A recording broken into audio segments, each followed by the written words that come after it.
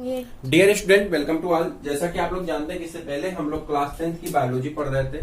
पहला चैप्टर पढ़ रहे हैं लाइफ प्रोसेस यानी जिसका नाम है जैव प्रक्रम, और उसमें एक वीडियो हम लोग पढ़ चुके हैं। ये है दूसरा वीडियो, और दूसरे वीडियो में हम लोग शुरू करेंगे पादप में पोषण। तो आप हमारे साथ साथ जुड़े रहेंगे और बताएंगे हमारे साथ साथ क्या क्या है, आप खुद बताएंगे अपने आप से। तो आपका है पादप में पोषण। कौन सा टॉपिक है? पादप में पोषण।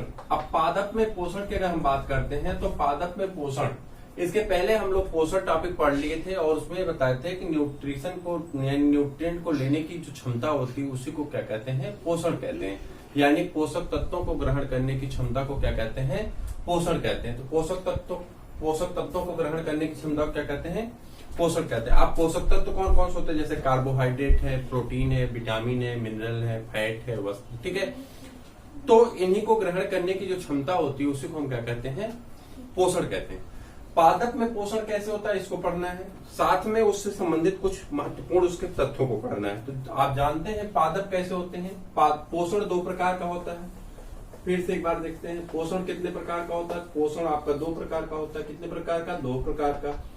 स्वपोषी और एक इस पे डिपेंड करता है, जीवों पे डिपेंड करता है, परपोषी।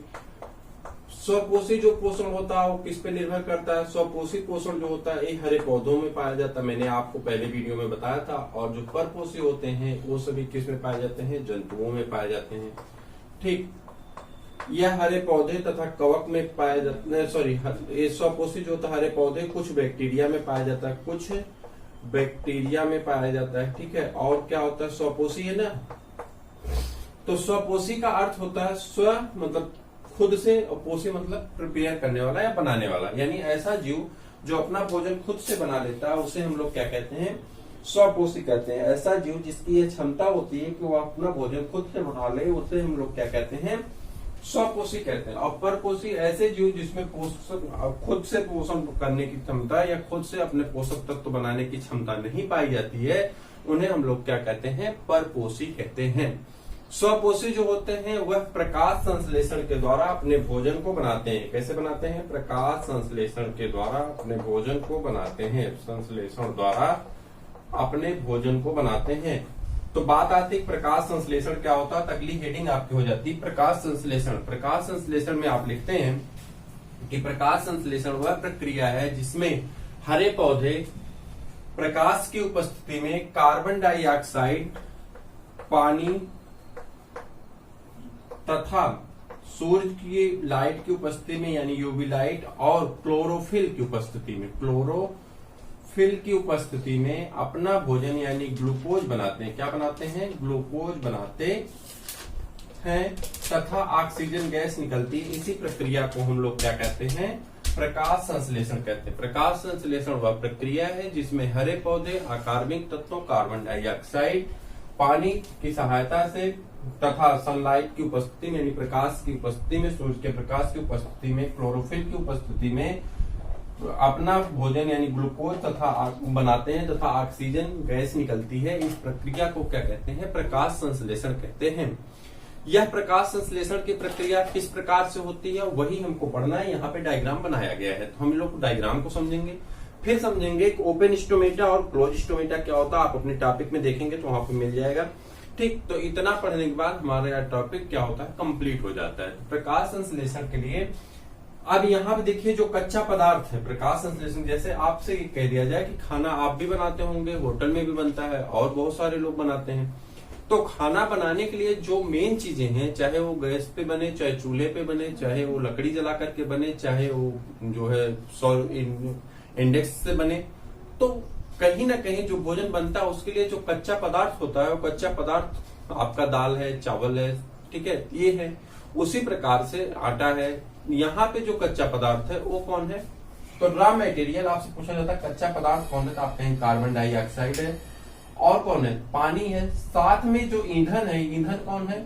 वो सूरज का प्रकाश है। तो ये तीनों चीजों के पहले स्रोत पूछे जाते हैं आपसे कि जो प्रकाश संश्लेषण के कच्चा पदार्थ होता है उसका स्रोत क्या होता है, तो उन्हें बताना होता है। सबसे पहले आप बताएंगे कार्बन डाइऑक्साइड, लिखेंगे कार्बन डाइऑक्साइड, और उसमें लिखेंगे कि कार्बन डाइऑक्साइड जो है वायुमंडल में पाई जाती है। कार्बन डाइऑक्साइड एक गैस है जो वायुमंडल में पाई जाती है, जिसकी मात्रा वायुमंडल में 0.03% होती है। कार्बन डाइऑक्साइड गैस पौधों में प्रकाश संश्लेषण में मदद करती है, पौधों में प्रकाश संश्लेषण में मदद करती है।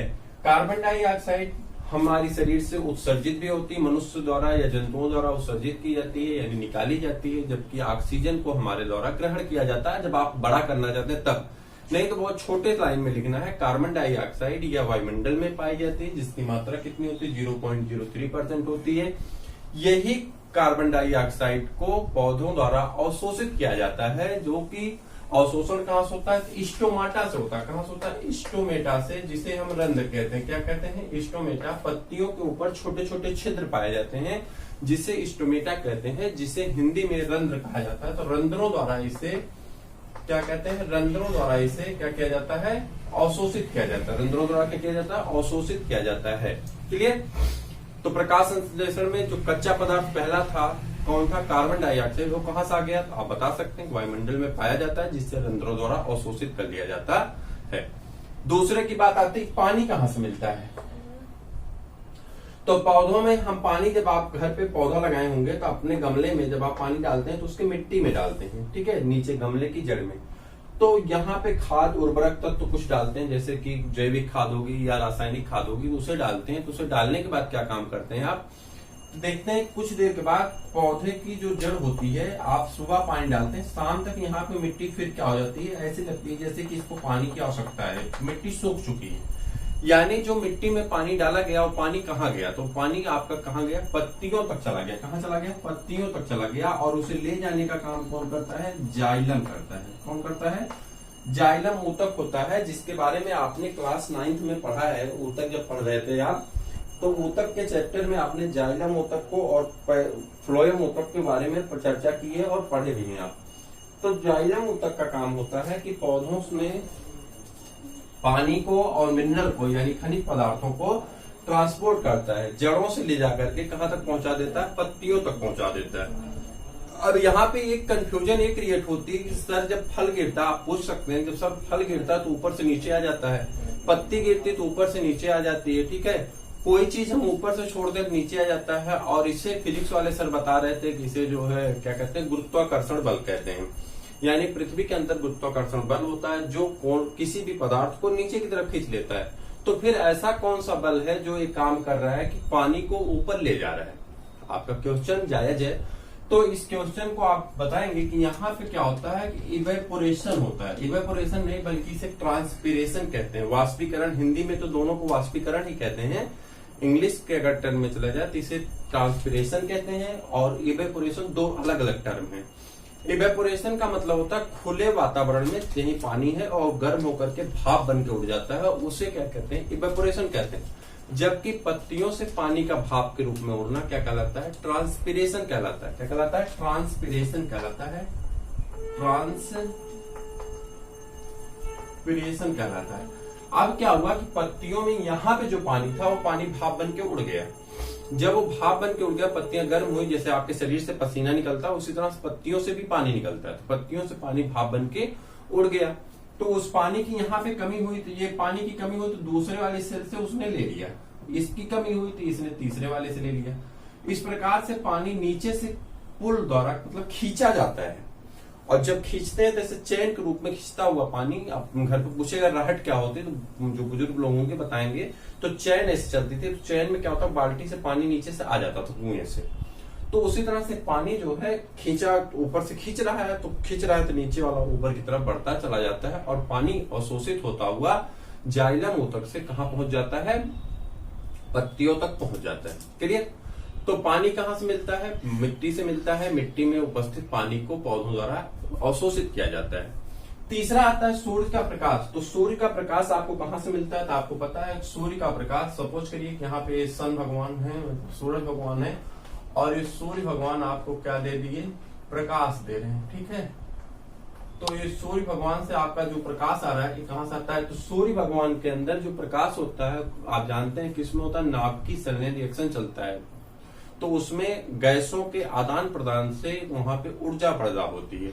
जो ऊर्जा पैदा होती है वही ऊर्जा पृथ्वी तक आती है, और उसी ऊर्जा को, ये ऊर्जा जो होती है इसे हम क्या कहते हैं, सौर ऊर्जा कहते हैं। क्या कहते हैं, सौर ऊर्जा कहते हैं। कौन सी ऊर्जा, सौर ऊर्जा। इसे इंग्लिश में सोलर एनर्जी कहा जाता है। यही सोलर एनर्जी कहाँ आ जाती है, पत्ती में। कितने चीजें हो गई आपके, तीनों पदार्थ हो गए, कार्बन डाइऑक्साइड वायुमंडल से, जल मिट्टी से, सन का प्रकाश सन से, उसे सौर ऊर्जा कहते हैं। क्लोरोफिल, एक आप सेल पढ़े होंगे तो पादप कोशिका का एक गुण होता है, उसमें क्लोरोफिल नामक एक पिगमेंट पाया जाता है, एक ऑर्गेनेल पाया जाता है जो कि उपस्थित होता है। अब क्या होता है कि ये सब जब मिलते हैं, ये तीनों जब मिलते हैं तो ये सब एक काम करते हैं, और काम क्या करते हैं, ग्लूकोज का फॉर्मेशन करते हैं। क्या बन जाता है, ग्लूकोज बन जाता है। तो आप कह सकते हैं कि जो क्या होता है, सौर ऊर्जा होती है यानी सोलर एनर्जी होती है, वो कन्वर्ट हो जाती है किसमें, केमिकल एनर्जी में। किसमें कन्वर्ट हो जाती है, केमिकल एनर्जी में। आपने थर्मोडायनेमिक्स पढ़ा होगा, और थर्मोडायनेमिक्स में आपको ये पता चला होगा कि जो चीजें होती हैं थर्मोडायनेमिक्स में, वह चीजें आपको अच्छे से याद होगी कि ऊर्जा को ना तो पैदा किया जा सकता है और ना ही खत्म किया जा सकता है, बल्कि ऊर्जा को एक रूप से दूसरे रूप में परिवर्तित किया जाता है। याद होगा, आपने फिजिक्स में पढ़ा था पिछली बार 9th में, तो आपने सुना है कि ऊर्जा को ना तो पैदा किया जा सकता है ना खत्म किया जा सकता है, बल्कि ऊर्जा को एक रूप से दूसरे रूप में परिवर्तित किया जाता है। यहाँ पे भी यही हो रहा है। कौन सी ऊर्जा आ रही, सौर की ऊर्जा, जिसे सोलर एनर्जी कहते हैं, उसे दूसरे ऊर्जा में परिवर्तित कर दिया गया, जिसको क्या कहते हैं, केमिकल एनर्जी कहते हैं। क्लियर। तो आगे बढ़े, ये आपका हो गया। अब इसके बाद बात आती है कि यहाँ पे देखिए, अब यहाँ पे जाइलम हो गया। अब जो ग्लूकोज बना, इसी ग्लूकोज को क्या हुआ कि पत्तियों द्वारा पौधे के हर एक हिस्से तक भेज दिया गया। अब इसे ले जाने का काम कौन करता है, फ्लोएम ऊतक करता है। तो आपसे पूछेगा कोई जाइलम क्या होता है, तो आप कहेंगे जाइलम एक मृत ऊतक है जो पौधों में खनिज पदार्थों और पानी को जड़ों से पत्तियों तक ले जाने का काम करता है, तने से होता हुआ। जबकि फ्लोएम क्या होता है, फ्लोएम जो होता है यह पौधों में बने हुए भोज्य पदार्थों को यानी ग्लूकोज को एक स्थान से दूसरे स्थान तक पहुंचाने का कार्य करता है। क्लियर। अब बचा यहाँ पे, मान लो पौधे ने ग्लूकोज बनाया बहुत ज्यादा, जैसे मैंगो है, अब आम बना तो पौधा में आम को कितना बनाया, बहुत ज्यादा बना लिया। अब उस आम को पौधा खाएगा कितना, खाता तो बहुत कम है। तो पौधे में जो ग्लूकोज बनता है उस ग्लूकोज को उपयोग बहुत कम करता है, तो उसे क्या करना होता है, दूसरे को देना होता है। तो इसके लिए क्या काम करता है, उसके पास कोई फ्रिज भी नहीं है, कोई स्टोरेज का ऑर्गन भी और नहीं है, जैसे कि ग्रेनेज वगैरह हो या गोदाम हो, वहां ले जाकर के अपना ऊर्जा उत्सर्जित कराए रखा है उसे। तो ऐसा तो उसके पास कोई विकल्प नहीं है, तो उसको क्या करना होता है, अपनी ऊर्जा को दूसरे भाग में बदल देता है। ग्लूकोज को किस में बदल देता है, स्टार्च में। ग्लूकोज को किस में बदल देता है, स्टार्च में। यानी ऊर्जा किस में बदल जाती है, जो ग्लूकोज है वो किस में कन्वर्ट हो गया, स्टार्च के रूप में कन्वर्ट हो गया। कभी हम आपको बताएंगे कि ग्लूकोज और स्टार्च दोनों का प्रिपरेशन कैसे होता है, इसके बारे में हम आपको किसी और वीडियो में चर्चा करेंगे, उसमें बताएंगे। क्लियर। जब जब एनिमल के बारे में पढ़ेंगे, एनिमल में न्यूट्रिशन पढ़ेंगे, तो वहां पे हम आपको बताएंगे कैसे ग्लूकोज का ग्लाइकोजन में और स्टार्च में परिवर्तन होता है। क्लियर। अब इसके बाद बात आती है कि स्टोमेटा क्या होता है। यहाँ पे मैंने लिखा था स्टोमेटा। स्टोमेटा वह छोटा छोटा छिद्र होता है जो पत्तियों के सतहों पे पाया जाता है। यह पत्तियों के सतह पे दो तरह के काम करता है, खुलता है और बंद होता है। इसे खुला रंध्र और बंद रंध्र कहते हैं। अब इसके बारे में थोड़ा सा समझ लेते हैं, खुला रंध्र और बंद रंध्र क्या होता है, क्योंकि यहाँ से प्रश्न पूछे जाते हैं। तो खुला रंध्र का मतलब होता है कि जो आपका स्टोमेटा होता है वह स्टोमेटा कुछ इस तरह से, सपोज करिए कि यह क्या है, एक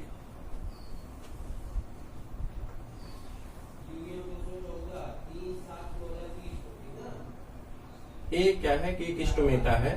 अब इस स्टोमेटा में क्या होगा कि यहाँ पे क्लोरोफिल पाई जाएंगी। ठीक, यहाँ पे क्या है, छोटे छोटे क्लोरोफिल पाए जा रहे हैं। अब ये स्टोमेटा में क्या हुआ कि स्टोमेटा को गार्ड सेल पाई जाती है। कहाँ पे, यहाँ पे गार्ड सेल पाई जाती है। इन गार्ड सेल का काम क्या होता है, जिसे रंध्र कहते हैं। इन गार्ड सेल का काम क्या होता है कि यह है आपका क्लोरोफिल और ये गार्ड सेल। गार्ड सेल का काम क्या होता है, जब पानी अवशोषित कर लेता है तो पानी के अवशोषित होने के बाद, जैसे मान लीजिए सपोज करिए कि यह आपका एक रंध्र है और यह रंध्र में क्या होगा, पानी को भरा गया, इसमें बीच में पानी भरा गया। तो जब पानी भरा जाएगा तो ये ऐसे कर्व हो जाता है। जब पानी भराएगा तो ऐसे बनेगा, तो ये कर्व हो जाएगा। तो कर्व हो जाने से क्या होता है, बीच में होल हो जाता है। ठीक, तो होल को ही क्या कहते हैं, खुला रंध्र कहते हैं। इस स्थिति को क्या कहा जाता है, खुला रंध्र कहता है। यानी पत्तियों में पानी के अवशोषण के बाद क्या होता है, रंध्र कर्व हो जाता है, यानी तिरछा हो जाता है। और तिरछा होने के बाद वह प्रक्रिया किसमें बदल जाती है, खुला रंध्र कहलाती है। क्या कहलाती है, खुला रंध्र कहलाती है। जबकि जब उसमें से पानी निकल जाता है तो रंध्र क्या होता है, कुछ इस तरह से आ जाता है, जिस कंडीशन को हम क्या कहते हैं, बंद रंध्र कहते हैं। क्या कहते हैं, क्या कहते हैं, बंद रंध्र कहते हैं।